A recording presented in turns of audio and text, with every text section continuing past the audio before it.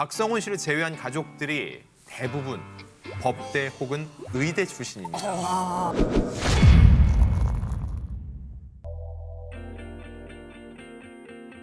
네, 연예계 찐 재벌집 막내 아들 6위 배우 박성훈 씨입니다. 최근 드라마 더 글로리에서 실감나는 악역 연기를 선보이며 주목받고 있는데요. 외국어 고등학교 출신으로 엄친한 면모까지 갖춘 사실이 알려지며 화제가 되기도 했습니다. 수고 많이 내주시고 시간 박성훈 씨의 가족들 역시 못지않은 상당한 고학력자 덕분에 꽤 유복한 집안에서 자란 것으로 알려졌습니다.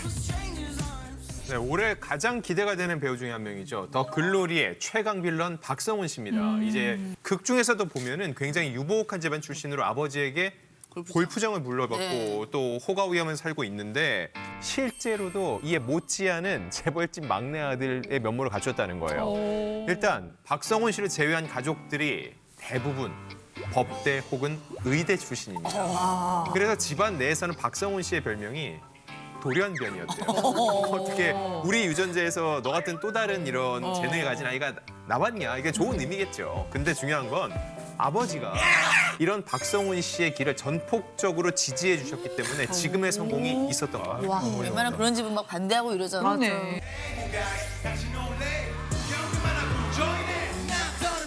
연예계 찐 재벌집 막내 아들 5위 아이돌 그룹 블락비 출신의 가수 겸 배우 피오 씨입니다. 국내 대형 온라인 면세점을 운영한 피오 씨의 아버지. 피오 씨는 고등학교 졸업 선물로 독일 명품 자동차를 아버지께 선물 받은 것으로 알려졌는데요. 루이스라고요? 크리스천. 거기에 명품 의류로 가득 찬 옷장까지 공개하며 모두의 부러움을 한 몸에 샀습니다. 네, 이뿐만이 아닙니다. 피오 씨의 삼촌은요, 정신건강의학과 전문의 표진인 씨입니다. 어머, 약간 오맹존이랑 닮은 있어. 표씨라서 맞아, 표씨예요? 표씨예요. 나 몰랐어. 아 왜요? 네, 몰랐죠? 알았죠. 몰라야죠. 몰랐잖아요. 방송에 얼마나 많이 나왔는데 예능을 얼마나 많이 했는데. 몰랐잖아요. 피오. 모르는 걸로 하시죠 그냥. 모르는 걸로 할게요 그냥. 제가 M본부 했을 때 저희 프로그램 얼마나 많이 나왔는데 표진. 이제야 알게 됐네. 그게 뭐 그 집안 공덕동에서 경찰도 하시고. 자주 봤습니다.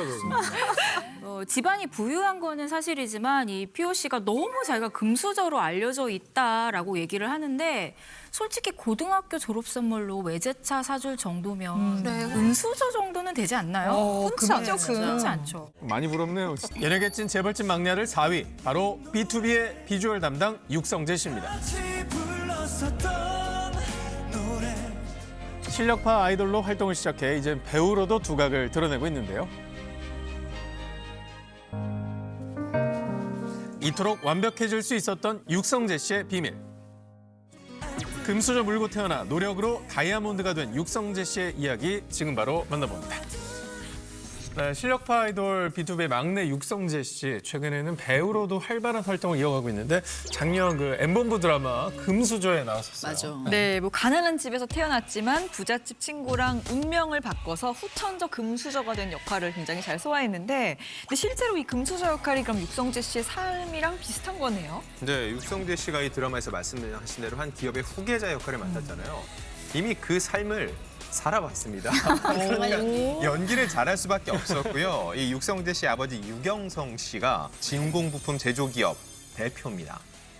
이 회사가 S전자의 협력업체라는 거예요. 네, 그러니까 굉장히 탄탄한 기업이라는 거고요. 매출액을 제가 직접 찾아봤거든요. 2019년에 136억, 2020년에 156억, 그리고 2021년 기준으로는 220억 원을 돌파했습니다. 계속 성장 중이네요. 그렇죠. 이게 그리고 어느 정도 수준인지 말씀을 드리면요. 동종 업계를 따졌을 때 상위 10%에 들 정도입니다.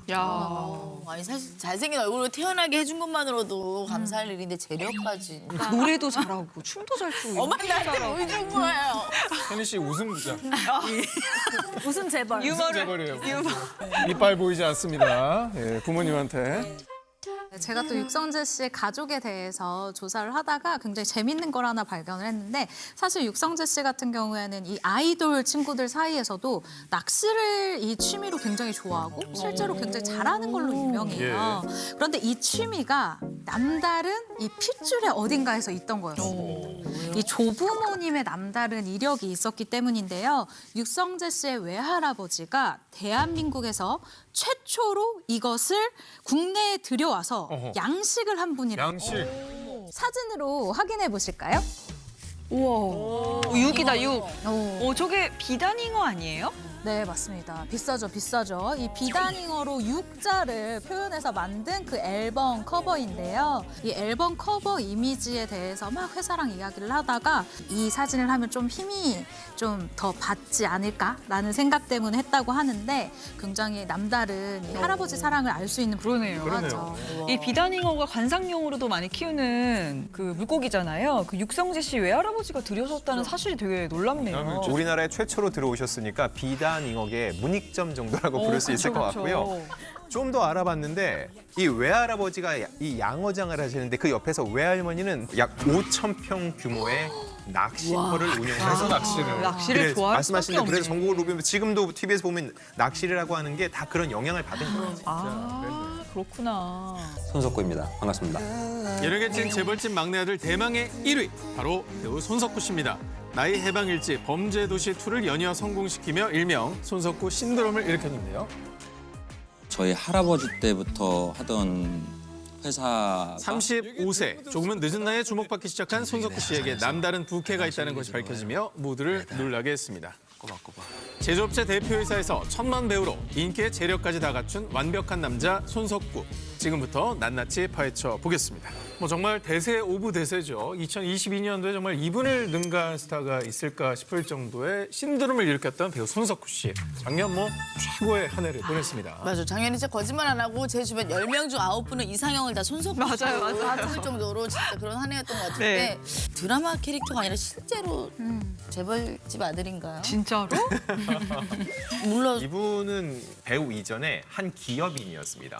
본인이요. 본인이? 자, 손석구 씨가 대표로 있던 곳은요. 대전 소재 공작 기계를 제조하는 G사인데요. 이 회사 홈페이지에 들어가면 손석구 씨의 이름을 확인할 수가 있었습니다. 그런데 현재는 전문 경영인에게 회사를 맡기고 본인은 배우 활동에 전념을 하고 있죠. 하지만 실질적인 주인은 손석구 씨라는 거예요. 왜냐하면 대표직에서만 물러났을 뿐, 경영만 맡겼을 뿐 현재 지분을 34.33% 보유하고 있어서 최대 주주 지위를 유지하고 있습니다.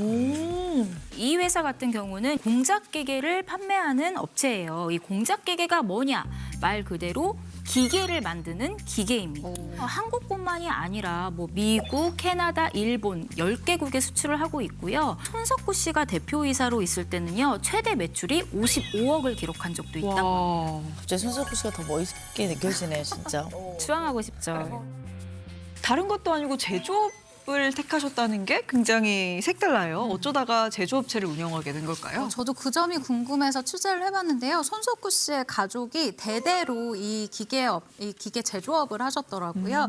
이 할아버지 또한 대한민국 공작 기계의 역사를 썼다라고 해야 될 만큼 상징적인 그런 인물이라고 합니다. 캐나다에서 살면서 저희 할아버지 때부터 하던 회사가 저희 가족 같은 회사니까 거기에서 제가 이제 카탈로그를 좀 보내줘라. 내가 여기서 한번 팔아보겠다. 어땠습니까? 좀 잘 팔았어요? 아니요, 한 대도 못 팔았었어요. 그게 정말 어렵습니다. 그게 싼 제품이 아니에요. 근데 그렇게 했던 세일즈가 나중에 저는 이제 배우 생활하면 프로필 막 도움이 되죠. 돌리거든요. 그런데 저는 좀 도움이 많이 도움이 됐죠. 되죠. 어찌됐든 세일즈나 프로필도 어필을 하는 거니까. 네. 아니 가족들이 전부 제조업에 종사를 하고 계시니까 손석구 씨도 자연스럽게 가업을 이어받았던 것 같은데 어떻게 배우의 꿈을 갖게 된 거예요?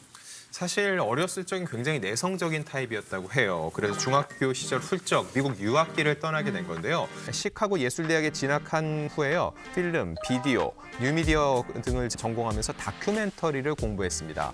이때마다 중간에 누가 한번 연기해보라고 해서 연기를 해봤을 때는 연기에 전혀 관심도 없고 흥미도 없었다고 합니다. 그렇게 잘하는데? 사실 지금 연기하는 모습을 보면 좀 상상이 좀 안 가거든요. 네. 이 손석구 씨가 입대 후에요.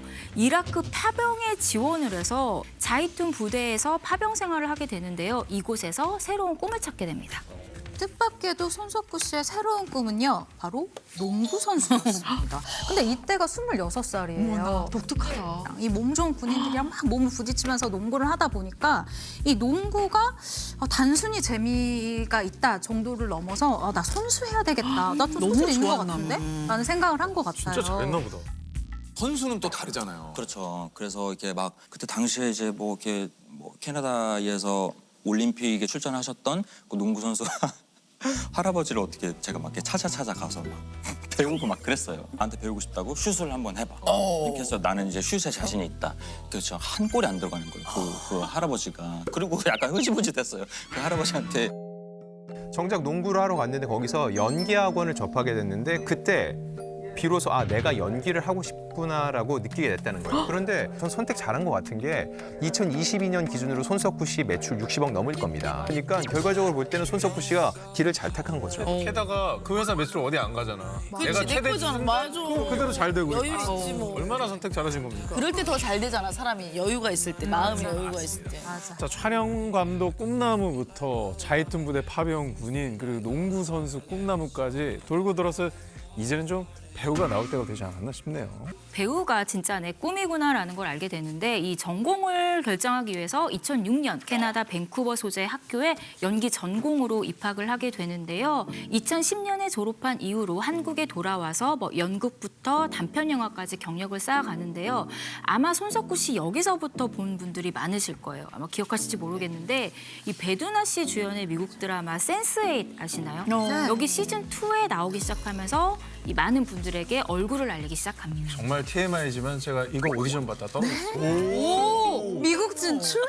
오쇼스키 자매가 연출한 네. TMI죠. 네. 재미있는 TMI였어요. 네. 안 떨어졌으면 여기서 우리. 내가 이거 됐으면 내가 손석구 역할 하고 있었을 텐데. 웬일이야. 할리우드만 인연이 좀 없나 봐요. 좀. 네.